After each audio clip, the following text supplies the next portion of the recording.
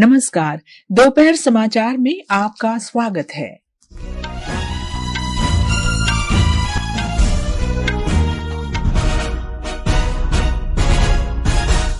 America में Republican party उम्मीदवार Donald Trump ने राष्ट्रपति चुनाव में निर्णायक जीत सुनिश्चित की।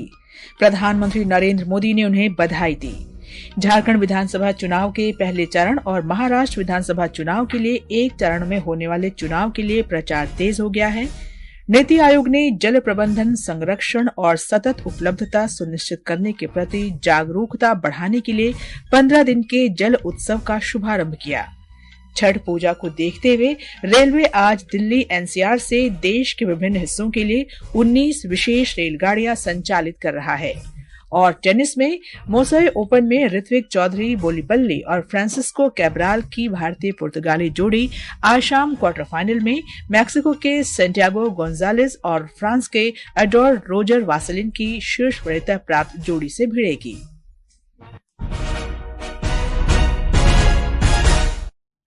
दोपहर समाचार के साथ मैं Kanaklata.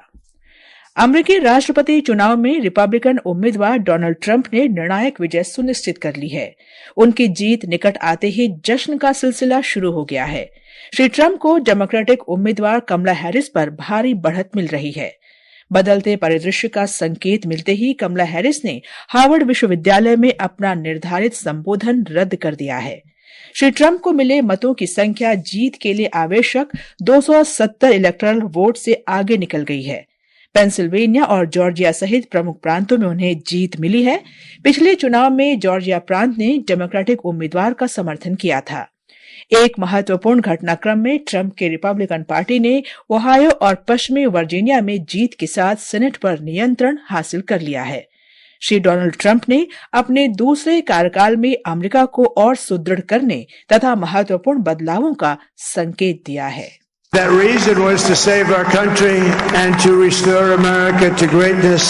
And now we are going to fulfill that mission together. We're going to fulfill that mission. The task before us will not be easy, but I will bring every ounce of energy, spirit, and fight that I have in my soul to the job that you've entrusted to me. This is a great job. There's no job like this. This is the most important job in the world.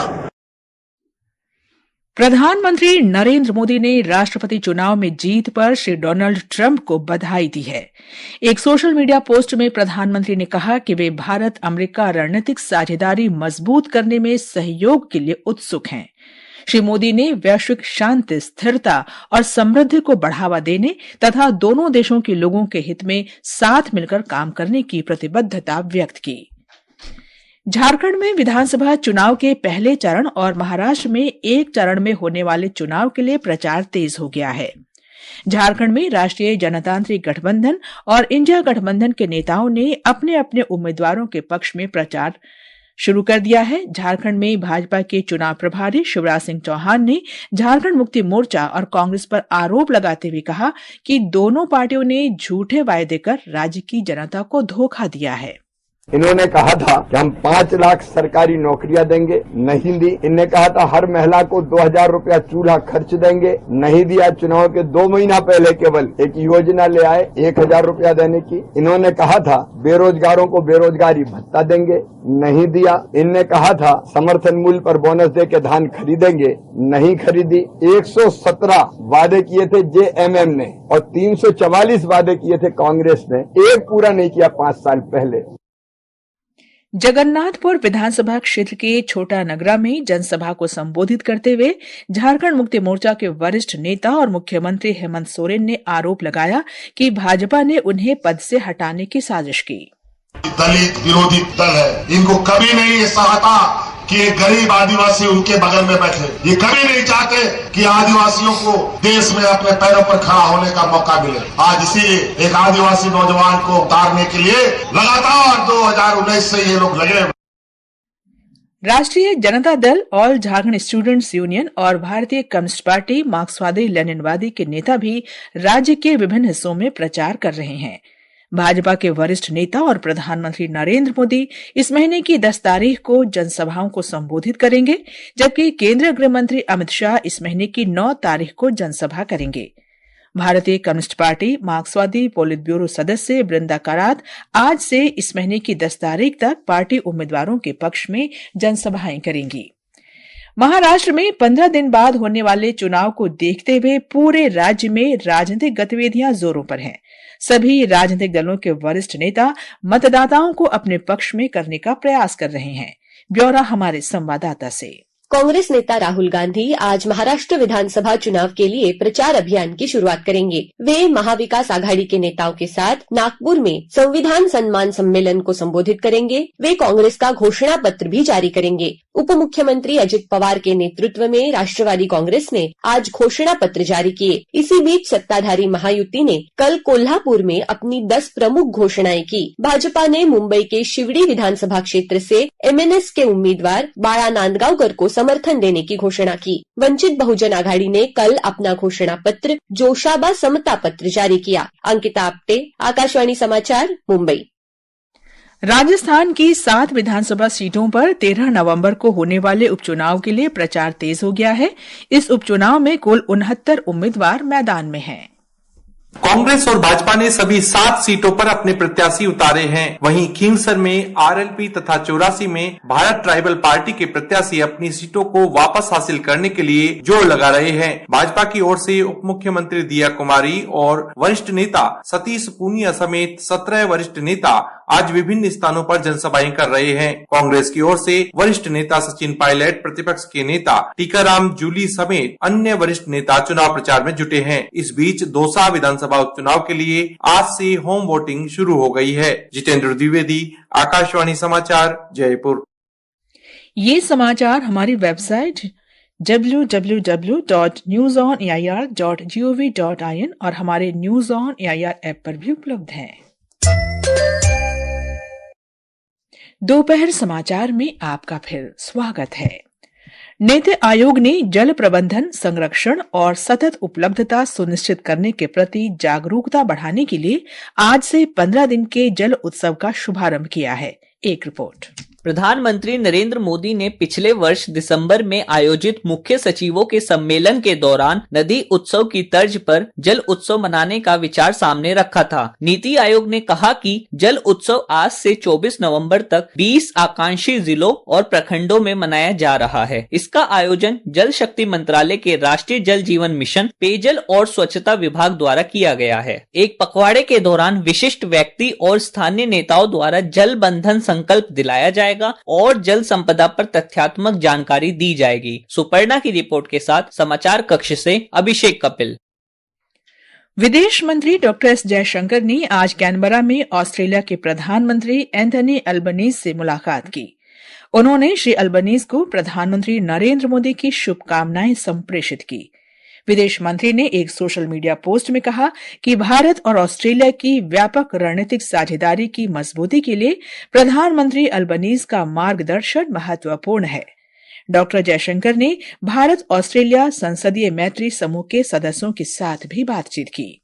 Doctor Jaishankar ने Canberra में New Zealand के विदेश मंत्री Winston Peters के साथ भी बैठक की। शिक्षा, प्रौद्योगिकी, कृषि और लोगों के बीच संपर्क के बारे में विचार विमर्श हुआ। विदेश मंत्री जयशंकर की संयुक्त अरब अमीरात के विदेश मंत्री शेख अब्दुल्ला बिन जायद बिन सुल्तान अल नहयान के साथ भी मुलाकात हुई। जम्मू कश्मीर विधानसभा ने आज केंद्र शासित प्रदेश के लिए विशेष दर्जा और संवैधानिक गारंटी की मांग संबंधी प्रस्ताव पारित कर दिया। उप मुख्यमंत्री सुरेंद्र कुमार चौधरी ने प्रस्ताव पेश किया, जिसका उद्देश्य जम्मू कश्मीर की पहचान, संस्कृति और अधिकारों की रक्षा करना है। प्रस्ताव में विशेष दर्जे की बहाली के लिए केंद्र सरकार से जम्मू कश्मीर के निर्वाचित जनप्रतिनिधियों के साथ बातचीत शुरू करने और संवैधानिक व्यवस्था करने का आग्रह किया गया है। भारतीय जनता पार्टी के सुनील शर्मा के नेतृत्व में विपक्ष ने विरोध करते हुए कहा कि ये प्रस्ताव सदन के कामकाज में शामिल नहीं था। शोर शराबे के बीच अध्यक्ष ने प्रस्ताव पर सामूहिक ध्वनि मत लिया और प्रस्ताव पारित कर दिया। ये समाचार आकाशवाणी से प्रसारित किए जा रहे हैं। ताजा समाचार जानने के लिए आप हमारे social media handle @AIR news Hindi को फॉलो कर सकते हैं। ये आकाशवाणी है। लोक आस्था के महापर्व छठ में आज शाम खरना का विधान संपन्न होगा। कल संध्या अस्ताचलगामी सूर्य को और शुक्रवार प्रातः उदयमान सूर्य को अर्घ्य अर्पण के साथ ही छठ महापर्व का समापन होगा। विख्यात लोक संगीत गायिका शारदा सिन्हा का कल रात नई दिल्ली में निधन हो गया। वे 72 वर्ष की थीं। बिहार कोकिला नाम से लोकप्रिय शारदा सिन्हा को पद्मश्री, पद्म भूषण और संगीत नाटक अकादमी पुरस्कार सहित अनेक सम्मानों से अलंकृत किया गया था। एक श्रद्धांजलि। लोक गीतों का पर्याय बन चुके और विशेषकर छठ व्रतियों के दिलों पर राज करने वाली शारदा सिन्हा अब हमारे बीच नहीं रही। छठी मैया ने जीवन भर अपने चरणों में गीतों का अर्घ्य देने वाली शारदा सिन्हा को इस बरस के पावन अनुष्ठान के पहले दिन ही अपने आंचल में समेट लिया। चाहे छठ महापर्व के गीत हों या फिल्मी गीत, उनकी आवाज गले और होठों से नहीं कलेजे से निकलती थी और सीधे सुनने वालों के कलेजे में उतर जाती थी। कहे तो से सजना ये तोहरी सजनिया, पग पग लिए जाऊं तोहरी बलैया में, पग पग लिए जाऊं तोहरी बलैया। दर्द और सोज, सुर और लय का ऐसा संगम सहस्त्र सदियों में जन्म लेता है। आकाशवाणी हिंदी समाचार कक्ष की श्रद्धांजलि। राष्ट्रपति द्रौपदी मुर्मू ने शोक संदेश में कहा कि शारदा सिन्हा ने संगीत जगत में एक अलग मकाम हासिल किया। प्रधानमंत्री नरेंद्र मोदी ने सोशल मीडिया पोस्ट में कहा कि उनके गाए छठ गीतों की मधुर गूंज भक्ति का एक दिव्य माहौल बना देती है।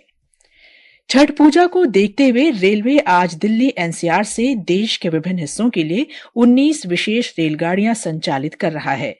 उत्तर रेलवे के मुख्य जनसंपर्क अधिकारी हिमांशु शेखर उपाध्याय ने आकाशवाणी से कहा कि उत्तर रेलवे सामान्य श्रेणी में यात्रा करने वाले यात्रियों की सुविधा के लिए आवश्यकता अनुसार रेलगाड़ियां चला रहा है।